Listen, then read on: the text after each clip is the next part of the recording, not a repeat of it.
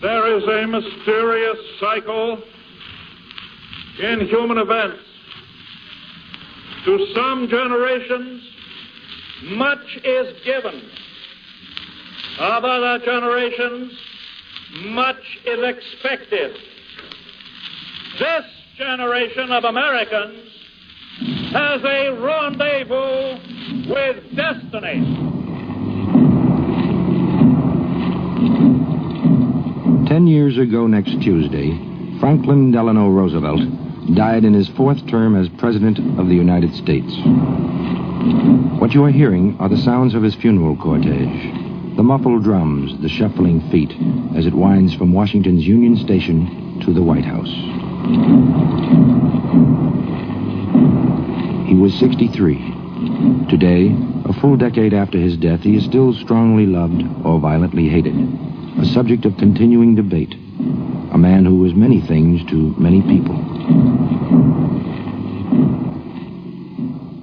I remember FDR as a man of very warm human sympathies, but a man of great strength and very firm conviction. Here was a friendly man. I think history will record the fact that he was probably one of the greatest political leaders this country ever produced. He was a man who could be fervently loved, as he could be violently disliked. One instinctively thinks of him as a living person. He undoubtedly was a very great humanitarian. It is difficult, of course, a decade after his death, to distinguish the legend from the man. The National Broadcasting Company's news department presents They Knew President Franklin Roosevelt, a biography in sound edited by Paul Cunningham. Mr. Cunningham. This is a program made up of memories.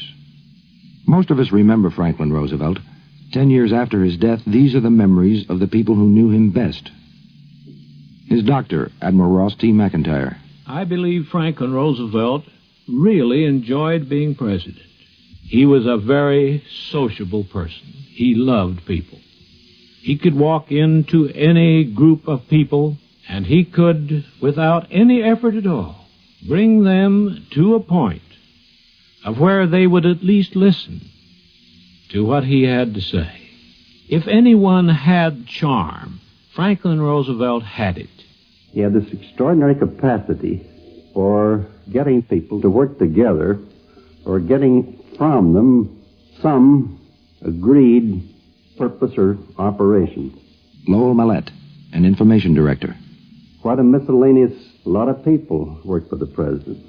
Your kind of people, his kind of people, my kind of people, many who were not one another's kind of people.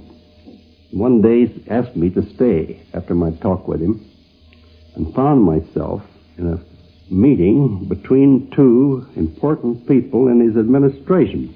These two were at loggerheads, which is a mild way of stating what they felt about one another. It was really unpleasant.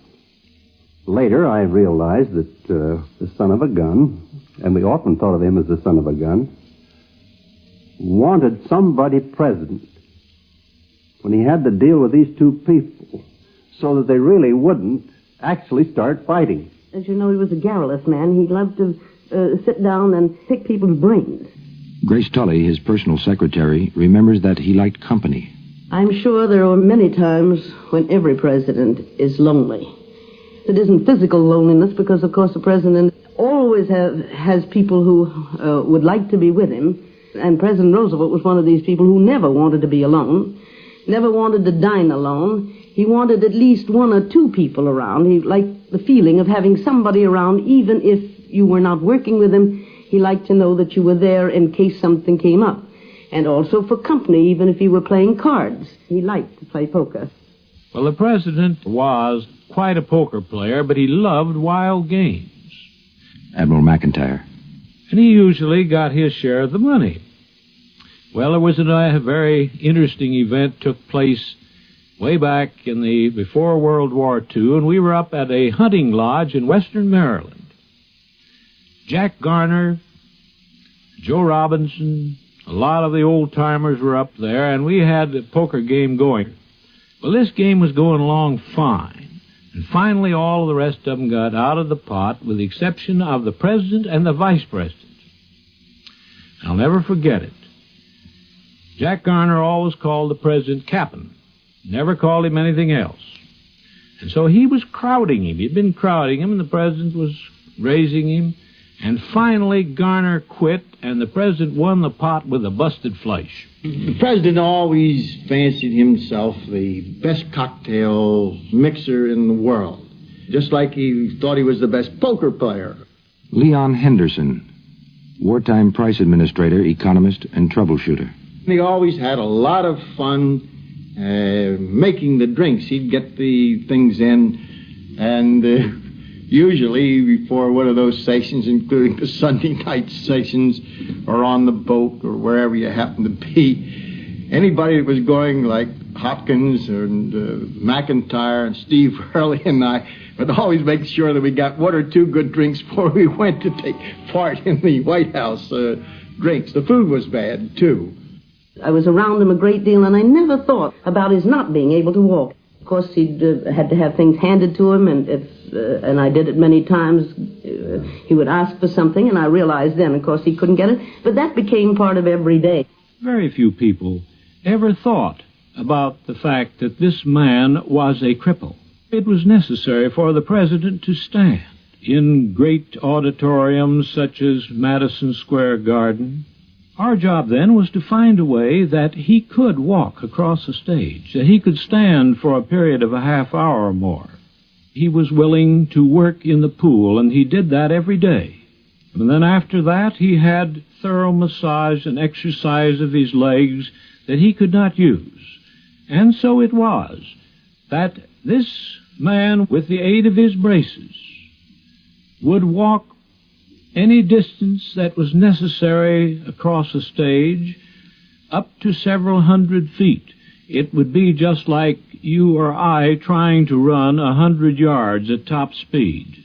He didn't always go to church on Sunday because sometimes it was rather difficult. The only day he had really, a real rest, was Sunday, when he could do what he would like to do.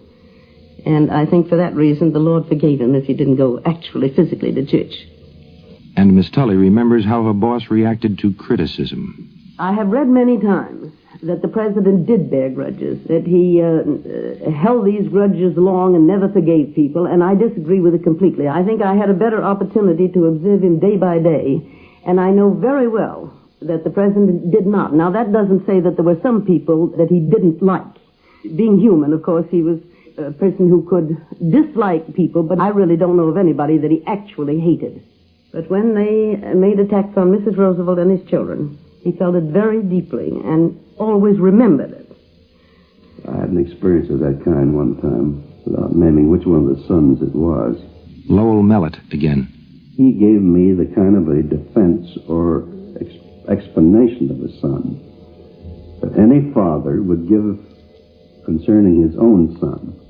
And he did it at great length and with more feeling, I believe, than any other time I ever had him talk with me. I was really overcome by this fatherhood of his toward those children. Eleanor Roosevelt managed the difficult task of maintaining her own personality. But above all, she was his wife. I think his most endearing qualities were his enjoyment of children, very young children. He always got on very well with them, and I think at heart he stayed a child in many ways. As so many men keep a certain boyishness, I think he kept it all through his life. Franklin was a boy all by himself to a certain extent. Franklin Roosevelt and Arthur de Graaf were boys together at Hyde Park before the turn of the century. He had no brothers to play with. We used to see him ride his horse up to the post office with his mother and father. As he grew older, they used to go ice boating on the river here with us, with all the rest of the boys here. He was good. He was a good, rugged kid. The Rogers boys had a ball club. Some of the boys from the village used to play on. He played a little with us, but not very much. Franklin wasn't much of a ball player. I've seen him play 2-3 times. That's about all. His mother was so tawny with him, you know. As much as he wanted to be a good mixer, it was a handicap to him. For the simple reason was, Franklin, don't do this. Franklin, do that, don't you see? whether you've got one child like that, when they come over there, now, he was, as I say, he'd say, "Oh, I got to go home, dress up, and eat my dinner." He was all alone, and he couldn't very well make it any different, don't you see? You see, he was a boy who was sent away to school out to Groton, and there's where he went to school, and all those boys. Mrs. Sarah Delano Roosevelt was a strong woman and had a dominant influence on her only son, especially after his father died when Franklin was a freshman at Harvard. After Harvard came marriage to a distant cousin, Eleanor Roosevelt. Law school, beginnings of a career. He first entered politics as a candidate for the New York State Senate. He won. I remember just when he first campaigned, they had a little Maxwell. And I guess he wore the same hat all the way through. From the time he started, that was a great hobby of his, you know. He rambled all over the county here. He was a good campaigner. He spent the First World War as President Wilson's Assistant Secretary of the Navy. He always thought of himself as a Navy man. In 1920, he ran for vice president and lost. A year later, he was stricken by polio. His recovery was long and painful, and he remained a cripple the rest of his life.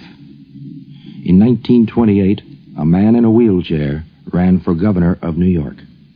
Al Smith headed the ticket as Democratic candidate for president. Smith lost. Roosevelt won. Senator Herbert Lehman was his lieutenant governor. Someone once asked him while he was governor how he managed not to show the tensions of some of the problems which confronted us in those days. He said, as well as I can recall, "Well, I have made the decisions and I let Herbert do the worrying for me." I was the Herbert in this case. I was privileged to share his problems with him, but I did not share his capacity for throwing off the worry that followed the responsibility.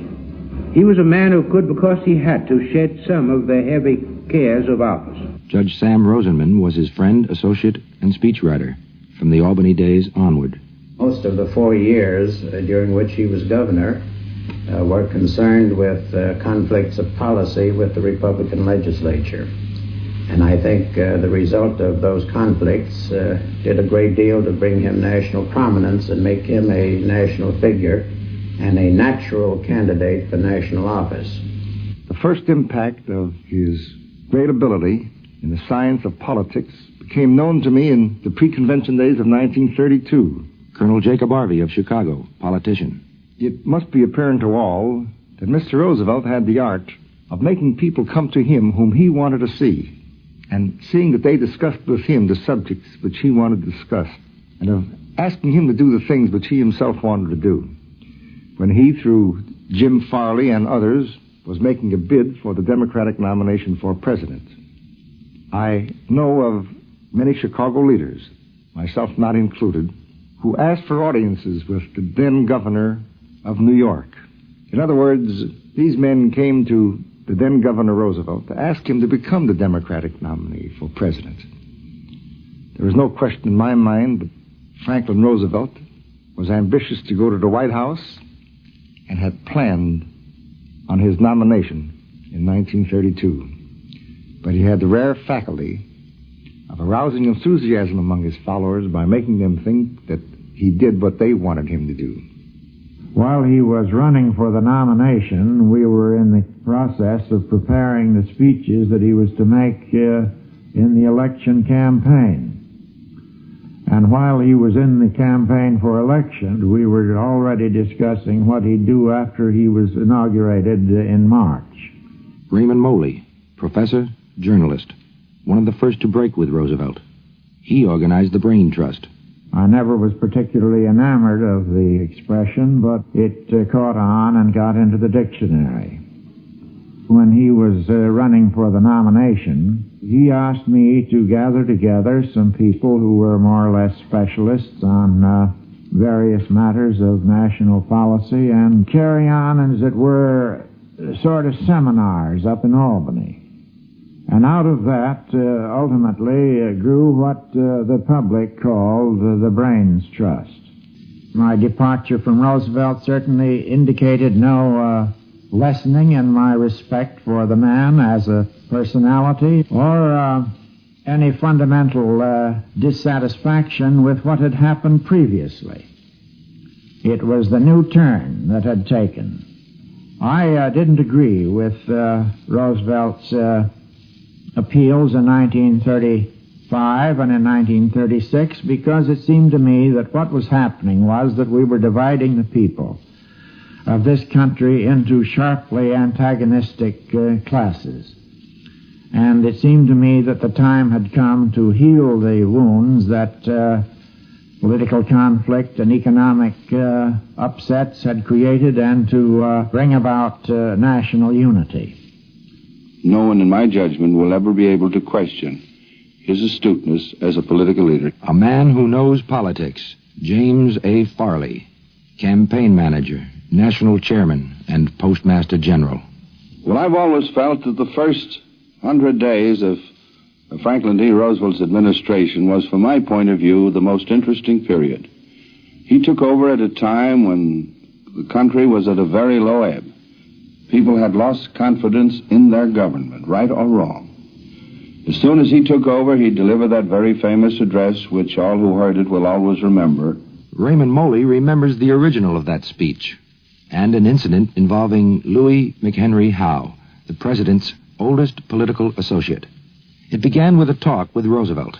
He and I got together one evening in the library up at Hyde Park. I produced the draft that I had written.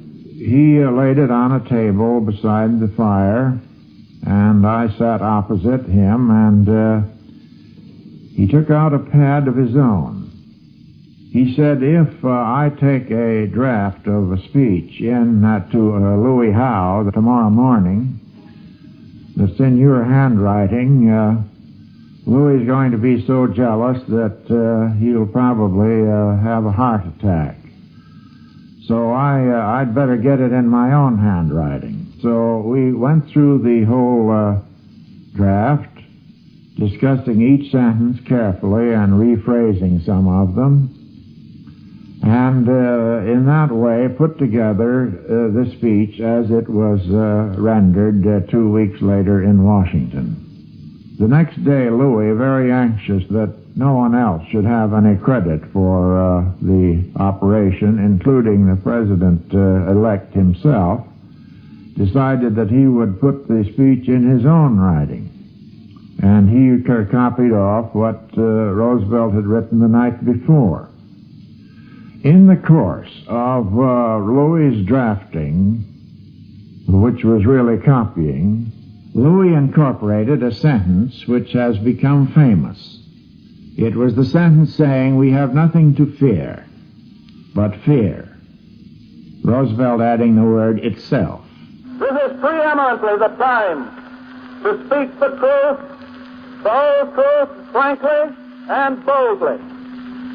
Nor need we shrink from honestly facing conditions in our country today.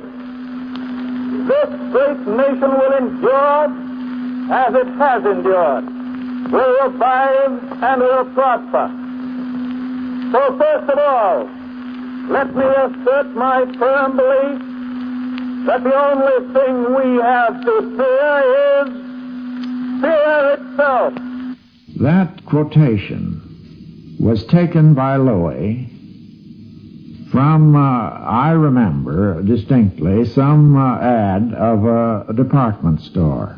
Playwright Robert Sherwood helped to write speeches, too. Whoever may have contributed a phrase here or an idea there, the final speeches expressed the highly individual character and the philosophy and the faith, and also the personal style of Franklin Delano Roosevelt. The fact is that he used many different writers in his years as governor of New York and as president. I worked on the president's speeches during the last 5 years of his life. I never was paid for this work. That is, I was not paid in money.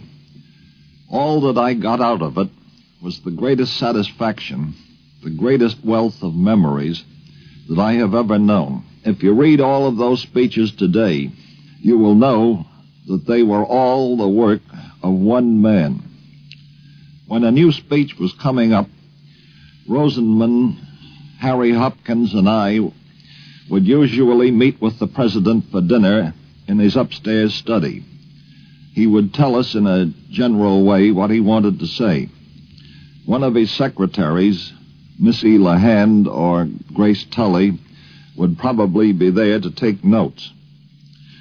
Then we would go to the cabinet room in the west wing of the White House and write a first draft, which would be delivered to FDR at his breakfast the next morning. Then, during the day, between appointments, the president would see us and dictate changes. Often, the final draft would bear little or no resemblance to the first one. Judge Rosenman.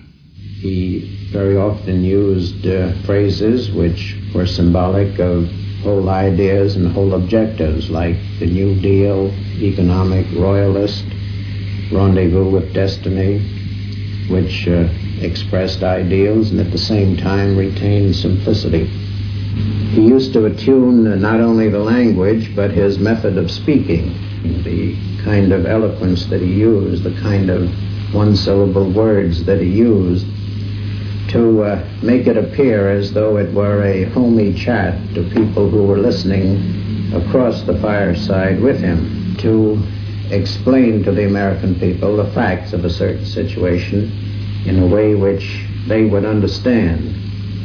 The first fireside chat had to do with probably the most complicated economic situation which any president has ever had to deal with. On March 6th, the president closed all the banks of the United States by executive order and then opened them 3 or 4 days later. And the purpose of the first fireside chat was to explain this very complicated financial manipulation. I remember that the Treasury submitted to him a draft of a speech explaining what was going on. It was a very learned dissertation on banking and on financial institutions, but it would have been completely lost on the American people who were seeking some sort of explanation of what was going on. And I was there when the president decided that he wouldn't use any part of it and sat down and dictated this first fireside chat in almost monosyllables. I can assure you, my friends, that it is safer to keep your money in a reopened bank than it is to keep it under the mattress.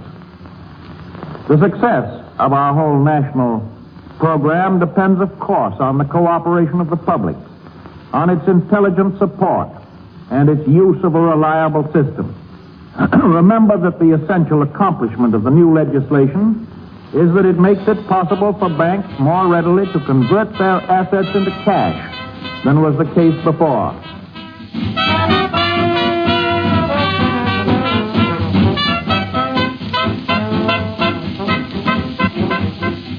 A New Deal, they called it. Madam Frances Perkins, Secretary of Labor, the first woman ever to serve in a cabinet. It was the idea of social justice, as we call it now. The idea that the whole government should work to serve the interests and the needs, to serve the needs, really, of those in the population who were most disadvantaged, who were most in trouble because of a great and very little understood economic depression which had engulfed the world. Those of us who were advising him couldn't make it clear what we were trying to accomplish by these large economic regulations until he hit upon this phrase: a floor under wages so they can't sink below a certain point, a ceiling over hours so they can't go beyond a certain point. The New Deal was an improvisation intended to reshape the American economy. There were 12 million unemployed. There was destitution. Out of the improvisation came the alphabet agencies: AAA, NRA, WPA, PWA, SEC, CCC, TNEC, NLRB, and these are only a few. The Supreme Court threw out some, but the country was never the same again. Among the chief architects of the New Deal was Henry A. Wallace, editor, corn grower, Farm Belt Republican. Well, in theory, he was very much taken with the idea that there should be a unity between the southern farmers and the Midwestern farmers, who traditionally had been separated because the southern farmers were Democrats and the northern farmers were Republicans. And so he liked the idea of having them all pulling together for a single program. He may have been somewhat politically minded in that, I don't know. Mechanism for broadening his interest really came, it seems to me, through the Commodity Credit Corporation. And that was a strange story, because in the first instance, President Roosevelt authorized the formation of the Commodity Credit Corporation with the idea that he was going to buy gold with it. You'll remember that he was endeavoring to raise the price of gold all through the summer of 1933. And along about that time, Cotton Ed Smith, who on many occasions fought the president most bitterly, was concerned that the price of cotton was not rising fast enough. And the upshot of Cotton Ed Smith's pressure was that we used the Commodity Credit Corporation to make loans on cotton. It then became possible to use the Commodity Credit Corporation to make loans on crops in the North. It is curious that one of the outstanding Democratic enemies of the president should have been so helpful. You are listening to They Knew President Franklin Roosevelt, a biography in sound. We pause now 10 seconds for station identification. Almost all the New Dealers are gone from the political scene now, dead or scattered. Wallace runs a farm in upstate New York. Benjamin Cohen, half of the once famous team of Corcoran and Cohen, is a lawyer and foreign policy advisor to the Democratic Party. One of the striking things, I think, about the Roosevelt era is the persuasive influence on the president upon many who rarely or infrequently saw him. Roosevelt conveyed to us a feeling of mission and a purpose. There may have been in those days some subtle political intrigues going on, but they did not dominate the scene. And it is significant that not only were people like Mr. Hopkins and Ickes and Corcoran part of the essence of his team, but the equally important as part of his team were the Hulls, the Baruchs, the Pat Harrisons, and the Jimmy Burns. He was insistent that these people work together and resolve their differences. That was one of his great talents. Senator Lehman remembers the middle years of the New Deal. I recall vividly the only time I had a great public break with him. I could not go along with his Supreme Court packing plan. I opposed him publicly. I thought he was in the wrong. I am very sure he did not cherish my opposition to him, but his was such a warm, all-embracing nature, comprehending objects far beyond the present moment, that our differences were soon all forgotten in the broader medley of common beliefs and common principles that we shared. NBC's Washington correspondent Richard Harkness believes a change took place in those years. I'd say that Mr. Roosevelt, while he was basically a friendly and warm personality, also had a very cold-blooded side to him when it came to his politics and to his legislative program. Mr. Roosevelt, after his election in 1936, was somewhat of a changed man, I'd say. The reason for it is quite plain. He defeated Alf Landon by a landslide. He carried 46 of the 48 states. Mr. Roosevelt then came forward with an unprecedented program to pack the Supreme Court. I accompanied Mr. Roosevelt on his famous purge trip of 1938, when he came up through the South and attempted to purge such old-line Democratic standbys in the South as Senator Walter George of Georgia, the late Senator Cotton Ed Smith of South Carolina, Senator Millard Tydings of Maryland. That was a cold-blooded attempt to use his personality, his influence, and his leadership to defeat these Democrats, largely because they had opposed his Supreme Court reorganization plan, which he launched in 1937.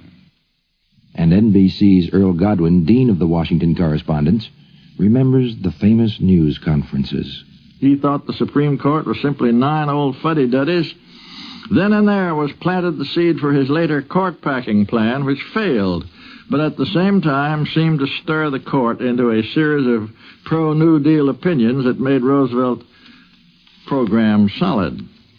The New Deal's meetings with newspapers and radio folks were planned carefully by an expert, Stephen T. Early, who had been an AP man at the State War and Navy building in the old days and had the quality of talking back to his boss when necessary. Roosevelt, said Early to me one time, thinks he knows all about newspaper and newswork because for a year he was an editor of the Harvard Crimson. As we would file into that Oval Office, he always spent a few minutes chatting and kidding with the folks that got up close to his desk. Some of that was private and priceless. Roosevelt did not like hypothetical questions. He called them iffy. And he warned against asking iffy questions at his first conference. He knew many of us by our first names. Every now and then he would remind us of his views, that we were poor working folks and on his side, but that our bosses, the publishers, or radio station owners were all against him. But if you happened to be a correspondent of a friendly newspaper, you had it all your own way. Official statements really have no morals, and I ruefully recall reporting statements in good faith, later to find out there was no truth in them. And one day, because some ghostwriter had shot off his mouth at the White House without consultation, Steve Early laid to rest the use of a phrase, White House spokesman. The White House spokesman thereupon died. Roosevelt had a peevish attitude toward questions concerning his intentions about that third term. Well, of course, I always thought that that was a very serious mistake. Jim Farley again. He was national chairman then. I so told Mr. Roosevelt at that very famous Hyde Park conference I had with him in early July of 1940 prior to the convention. Down through the months that preceded that conference, he kept telling me he was not a candidate and would not be a candidate, and that he was for Secretary of State Hall. I, too, was for Secretary of State Hall. Ickes has written the story and has written 3 volumes already, and he's dead and gone, but there are a lot of untruths in that story, insofar as they relate to me and to my activities. Nobody knows any better than Ickes that I was not a candidate for the presidency. I was for Mr. Hull. Ickes knows that. I urged Mr. Roosevelt not to run upon the theory that he was doing a disservice to his country, his party, and to himself. I felt that he was getting older, and that the years ahead would likely to be more difficult, and we would likely to get in trouble in Europe. In the light of events, he did become a very sick man, unfortunately for himself and for the country and for the world. The condition that he was in Yalta and Tehran was a very bad situation for us and for him. And he pointed out to me that people felt that he was the only man who could run and win, and that he should carry on. And I told him that was a mistake in my judgment, that I didn't think that he or anyone else was the indispensable man. I told him that I wouldn't go along with the third term because I didn't believe in it, and that I would resign as national chairman and postmaster general. But I would say sufficiently long as national chairman to set up the organization, which I did. And Roosevelt? Well, a man's doctor notices a lot. Admiral McIntyre. He hoped to be able to retire to Hyde Park at the end of 1940, but when Hitler attacked in 1939 and World War II was sure to be visited upon us, I am sure that he allowed this consideration to send him on. And so, when he came up to make his own decision, and let me say this, his decision to run was his and his alone. He knew his physical state, and yet he believed that his knowledge, the continuity that he could give, was what he should do. No one now remembers, and perhaps no one ever knew, when Franklin Roosevelt decided to upset tradition and seek a third term. But shortly before the Republican convention in 1940, he made overtures to some high-ranking Republicans to serve in his cabinet. One of them was Alf Landon, whom the Republicans had run for president 4 years before. Landon was strongly opposed to the third term. Another was Landon's running mate, Colonel Frank Knox. Landon was invited to the White House for lunch. First, he talked to Knox. Colonel Knox said to me, well, Alf, he couldn't run for a third term if he wanted to. In my visit with him 2 weeks ago, he said to me, look at me, Frank. I'm not physically able to run if I wanted to. And the colonel illustrated by holding out his hands to me how Mr. Roosevelt's hands shook. And I said, yes, I know, but I don't trust him. Frank said, well, couldn't we take a letter, each one of us to hold, that he wasn't going to be a candidate for a third term? And I said, well, Frank, what position does that leave us in? He's told you he wasn't. You asked him for this letter. I said, that leaves us in a sort of a position of calling the president a liar when we're going into his cabinet. Frank said, I guess you're right. Tell him you speak for me. Well, I said, Frank, you ought to do that yourself. He said, all right, I will. The president and I had a very delightful visit for 2 hours, in which the nearest we ever got to a discussion of the cabinet position, he said to me, now, Al, he says, don't believe everything you read in the newspapers. He said, these newspapers have been talking about that I was going to name some Republicans in my cabinet. He says, I got to make some changes. He said, Madam Perkins shows the mistake of naming a woman to high office. He said, I got to make a change in the Labor Department secretary.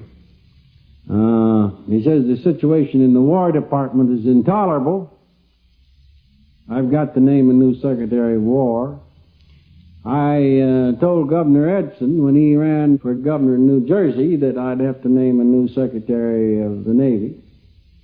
I've got in mind 25 or 30 men. He says, I don't know whether they're Republicans or Democrats. He said, don't believe what you read in these newspapers. If you want to know, call me. I'll tell you. When I left the White House at 2 o'clock, I called Colonel Knox and told him what had happened. And I read him the statement I was going to give to the press conference, and he said, that's bully, that's grand. Tell him you speak for me. I hesitated. Frank caught the hesitation. And he said, don't you think so? Well, I said, Frank, for the sake of your own prestige and your own leadership, I think it would be better for you to make your own statement rather than a Me Too statement. Man in politics has always got to think of his friends if he's going to last.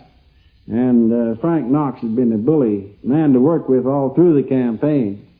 He said, all right, I will. I'll put it on the wire in an hour. Well, never did come. Between 2:30 and 4 o'clock, evidently, the White House got a hold of Colonel Knox.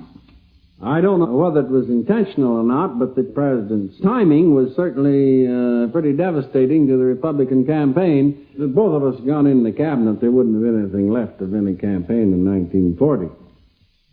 Great anxiety was felt by President Roosevelt, and indeed by thinking men throughout the United States, about what would happen to us.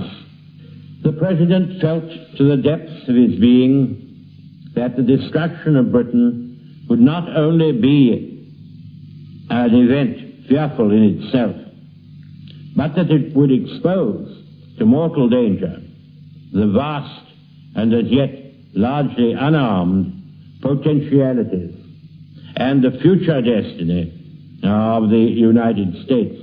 Winston Churchill became an American hero in the early years of World War II. In the years that Britain stood alone, he became a personal friend to Franklin Roosevelt. On June 22, 1941, Hitler invaded Russia. On December 7, 1941, yesterday, December 7, 1941, a date which will live in infamy, the United States of America was suddenly and deliberately attacked by naval and air forces of the Empire of Japan. FDR established a map room in the first week after Pearl Harbor. George Elsey, then a young naval lieutenant, was assigned to the White House map room. There were maps on all the walls and sliding panels around the room to give more wall space. These maps showed every theater of the war, all the oceans.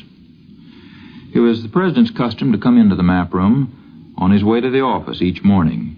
He'd usually come down the elevator and we'd hear the bell that the Secret Service would ring, so we knew he was on his way. There'd be a tapping at the door, and one of us would open the door, and in he'd roll. He never walked at that time. He always came in his wheelchair. Fowler was trotting alongside. Sometimes a Secret Service man would sort of give him a push to get him started into the room. Then he'd wheel himself on into the room and move around from wall to wall, map to map, seeing what had happened since he'd been there the night before. He could spot right away whenever a change had been made in the location of a major task force or ship or something of that sort, but he would never interfere. He made it clear over and over again that he wanted to know exactly what was going on, but he wasn't going to interfere with his commander in the field in the way the battle was fought, the way the task force was sent out. That was a big difference, and I can remember hearing the President and Churchill debate it one day in the map room. Mostly he came in to read the cables. There were long and factual ones from General Eisenhower in North Africa and later Europe. There were the pretty prosaic and terse messages from Admiral Nimitz out in the Pacific, the bombastic and eloquent ones from General MacArthur in the Southwest Pacific, and then the explosive and colorful and very terse ones from Admiral Halsey. The President would sit there with his cigarette holder, clamp between his teeth, and run through these messages as quickly as possible. But I think the greatest interest that he had in the map room was keeping track of the messages that the President exchanged between Churchill and between Stalin and Chiang Kai-shek and de Gaulle and Giraud and the other political leaders of the war. There were about 2,000 of these messages between Prime Minister Churchill and President Roosevelt during the war, sometimes some outrageous puns from Churchill. There weren't nearly as many messages with Uncle Joe Stalin. Uncle Joe was a name that the President coined for Stalin early in the war, one that stuck with him and one that years later he actually confessed to Stalin face-to-face that he used. The Stalin ones were much more difficult. Stalin was a tough fellow to dicker with, a tough man to bargain with. His messages were sometimes pretty rude. The President wasn't quite sure as he'd sit there and scratch his head and look at them whether it was just somebody who hadn't done a good job of translating in the Russian embassy or whether perhaps it really was intended to be as bad as it sounded. The last few weeks of his life, March and April of 45, the messages from Stalin were outrageously insulting as he accused the President of double-crossing him and of double-dealing, accusing the Americans of wanting a separate peace with Hitler. And he liked to travel. He wanted to travel a lot more than the Secret Service ever let him, to see at closer range what they were doing. When he went off to an international conference, which happened every few months, he always took some of the map room staff with him. And whenever we went, we would set up a portable map room, whether it was in the Citadel at Quebec or over at Cairo or Tehran or Yalta, and try and keep him posted there on an hour-by-hour basis of what was going on. And in these map rooms in other countries, he was always very proud of the fact that he got the news just a little bit faster than Churchill or his other colleagues. Admiral McIntyre went along on most of the wartime trips. We were going to fly one time from Tunis over to Cairo. The Germans were in Crete. Over to Cairo. The Germans were in Crete. And it would have been a very happy thing for them if they could have gotten our big transport plane. The President finally agreed to go by night, although he objected strenuously. He said, I want to see the area over which the fighting in North Africa took place. Well, he didn't get away with it on the way over. We did go at night. But on the way back, he flatly refused. He said that he would not fly back to Tunis by night, He was going to see that area over which the fighting took place in North Africa when Montgomery did such a great job in driving back Rommel. And so we did. Fear was not in his makeup.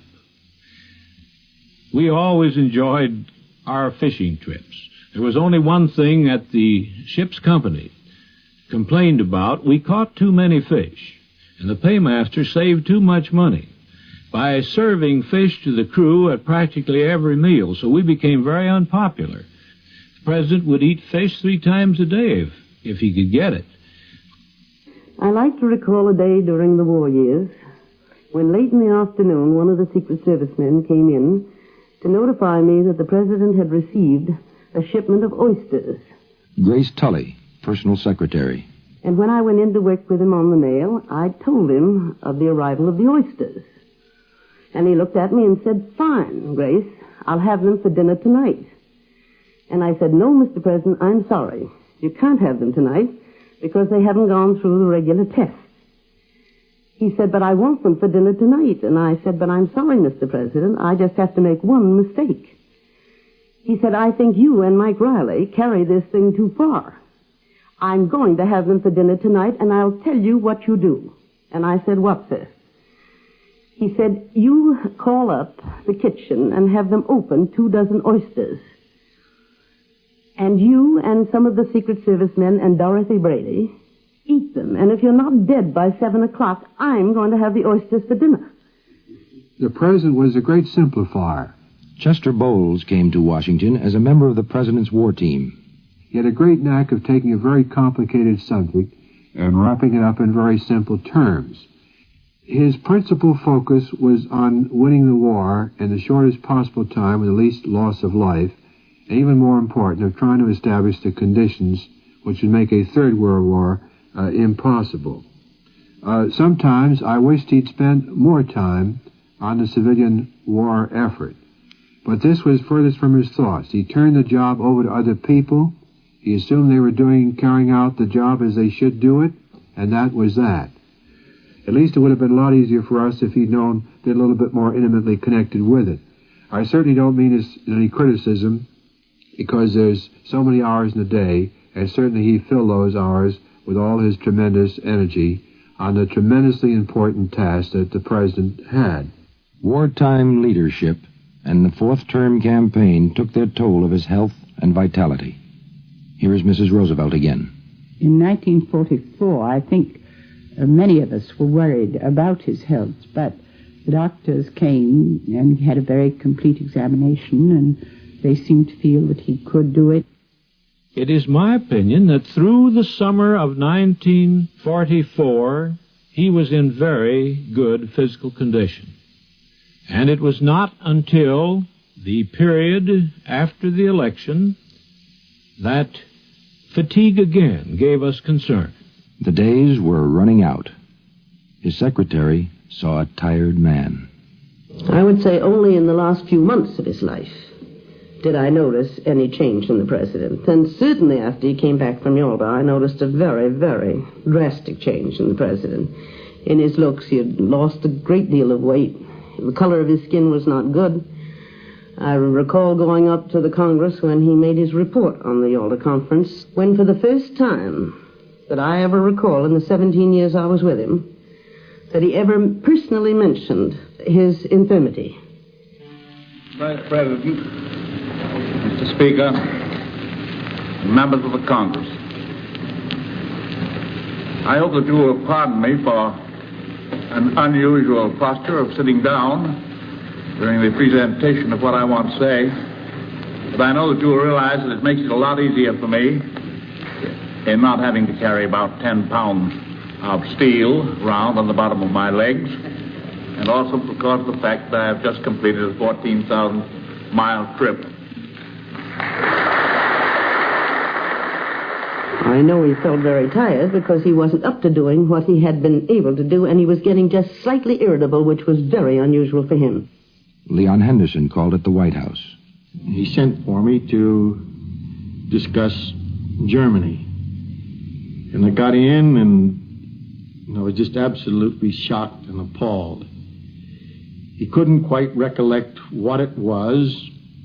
I started the ball rolling by discussing some of the things about Germany, but he was halting and just couldn't keep a complete control of the conversation, which he'd always dominated before, no matter how tired he was. And I ventured a remark that from what I had picked up in London, that it looked as if the Russians really meant to play ball in the post-war session. He said, I'm not so sure of that. I'm not so sure of that. After his return from Yalta, he had the misfortune to contract a mild cold, and it was for that reason that he went to Warm Springs, the place that he always believed that he regained his strength. And he usually did. He went there to regain his appetite, to get into condition for the trip to San Francisco, which would open up the United Nations Convention. One of his visitors that last day in Washington was Madam Perkins.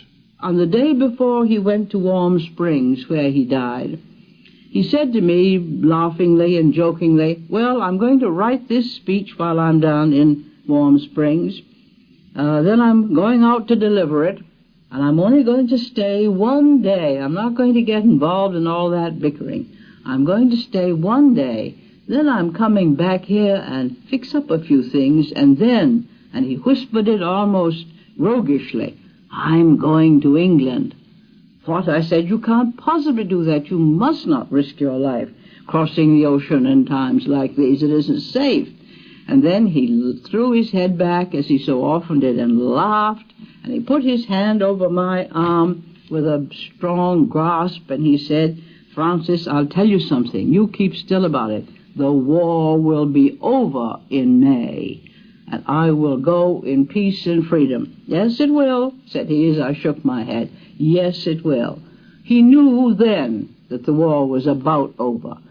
He died April 12, 1945, in Warm Springs, Georgia, of a cerebral hemorrhage. With him was his appointment secretary, William Hassett. He had dictated the day before his death a draft, not the final one, of an address for the Jefferson Day dinner on April 13th. The final sentence was found in his own handwriting after his death. Thus, it came about that the word faith was the last word he spoke in preparing his last message to his countrymen. Today, he wrote, I measure the sound, solid achievement that can be made at this time by the straight edge of our own confidence and our resolve. And to you and to all Americans who dedicate themselves with us to the making of an abiding peace, I say, the only limit to our realization of tomorrow will be our doubts of today. Let us move forward with strong and active faith. His body, as he had asked, was taken to Hyde Park for burial. Every year since, there have been many visitors. Some stopped to talk to the superintendent, George Palmer. During the first couple of years that we were open, there were no children who came in here who did not know who President Roosevelt was, and they still recognized the name. It meant something to them. It meant a man who had been President of the United States. But after 9 years, 10 years after Mr. Roosevelt's death, we have 6th, 7th, 8th, and 9th graders in school who didn't know President Roosevelt. He is not a man to them. He has become a part of history. NBC has presented another in its widely acclaimed Biographies in Sound. They Knew President Franklin Roosevelt was produced under the supervision of William McAndrew and Joseph Myers for NBC News. Paul Cunningham was your narrator and editor. Tonight, join Horace Sutton for the NBC Travel Bureau over most NBC radio stations.